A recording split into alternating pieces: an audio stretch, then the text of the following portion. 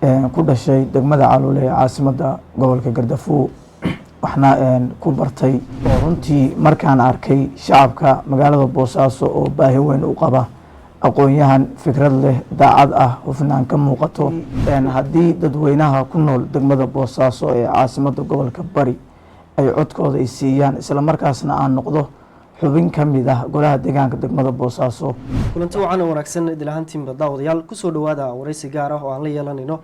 Axmed Maxamed Xasan oo ku magac dheer wadani oo ah xildhibaan u sharaxan golaha deegaanka degmada Boosaaso. Axmed soo dhaw. waa dhaway baahda Sahal Cable TV wa salaamaya.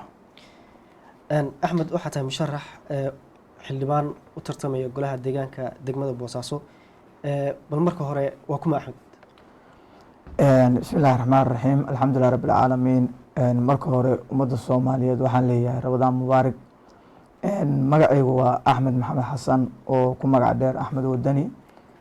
ku dhashay degmada Caluule caasimada gobolka Gaardafuu waxna ku bartay dugsiga hoose dhexe sare ilaa aan ka baxay heer jaamacadeed magaalada Boosaaso oo aan ka baxay jaamacadda Reeds University ee magaalada Boosaaso kuliyadeeda waxbarashada gaar ahaan Maths and Physics. waxaan ahay musharax u sharaxan golaha deegaanka degmada Boosaaso. way aad baa mahadsan tahay. waa maxay ujeedooyinka aad isu soo taagtay oo u raadinaysid inaad ka mid noqoto golaha deegaanka degmada Boosaaso? wallaahi ujeedooyinku aad bay u badan yihiin. waxaan ahay nin in badan ku noolaa degmada Boosaaso ee caasimada gobolka Gaardafuu ahna macalin ka diwaan gashan wasaaradda waxbarashada iyo tacliinta sare ee Puntland ka shaqeynayay iskuulada kala ah macalin jaamac secondary Boosaaso iyo Daar Sacaada primary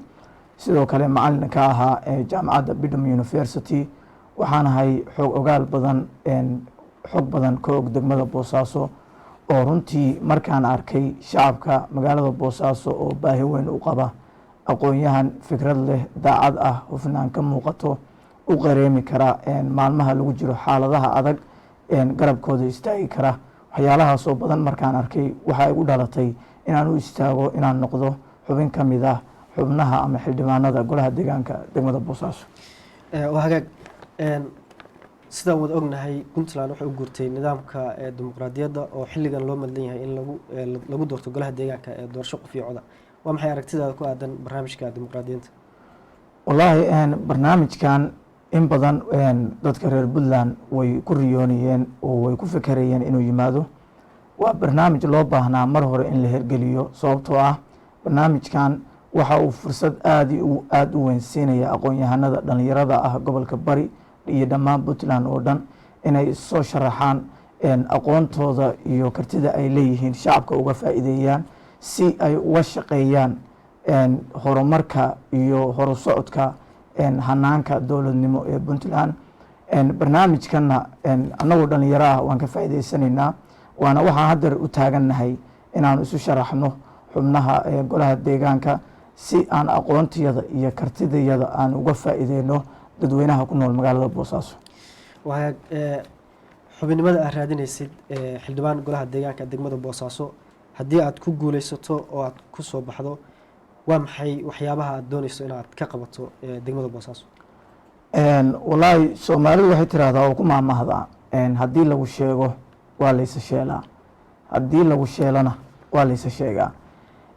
runtii haddii dadweynaha ku nool degmada Boosaaso ee caasimada gobolka Bari ay codkooda ay siiyaan isla markaasna aan noqdo xubin ka mid ah golaha deegaanka degmada Boosaaso waxaan wax ka qaban doonaa waxyaalo badan oo ay ugu horeyso waxbarashada degmada oo sanadihii hore imtixaanka sadarleyska ee dowladda Puntland ay qabato waxaa number 1 ama kaalmo badan ka soo muuqan jiray gobolka Bari. sanadaha dambe waxaa laga yaabaa kaalmihii hore ama nambaradii badnaa ay ku lahaan jireen imtixaanka inuu yaraaday. insha Allah waxbarashada oo hoos isu dhacaysa insha Allah waxaan rabaa inaan wax badan ka bedelo si ay kor ugu kacdo. sidoo kale caafimaadka degmada Boosaaso sidoo kale bilicdeeda iyo in la hormariyo muuqaalka guud ee caasimada gobolka Bari oo magaalada Boosaaso ah. sidoo kale in shacabka markasta la garab istaago waliba maalmaha adag oo ay u baahan yihiin ama xildhibaanada ama golaha deegaanka ay uga baahan yihiin inay garab istaagaan oo markaas garab ay uga baahdaan inaan garab istaago waan u qareemo sidoo kale wacyigelinta bulshada inaan ka qayb qaato iyo waxyaalo kaloo badan aad baa mahadsan tahay waxaa la yidhahdaa degmada Boosaaso waa xarunta ganacsiga Puntland haddana inta badan waxaa la yidhahdaa magaalooyinka kale marka dhinaca horumarka laga fiiriyo aad bay uga dambaysaa maxaa is leedahay sabab bay u yihiin in ay dib u dhacaas ay u yimaado wallaahi dib u dhacaas way iska caddahayo markasta waxaa la keeni jiray ama la soo xuli jiray golo deegaan oo matala degmada Boosaaso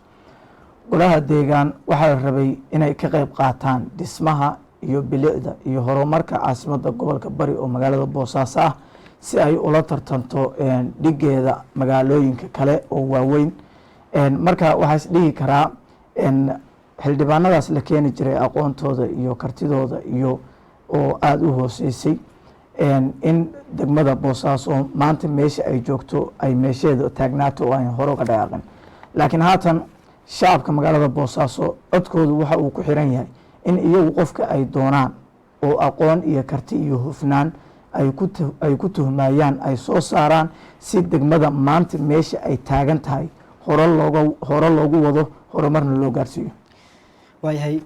waa maxay fariintaada ugu dambeysa ee aad u dirayso bulshada ku dhaqan magaalada Boosaaso oo aad tahay musharax doonaya inuu cod ka helo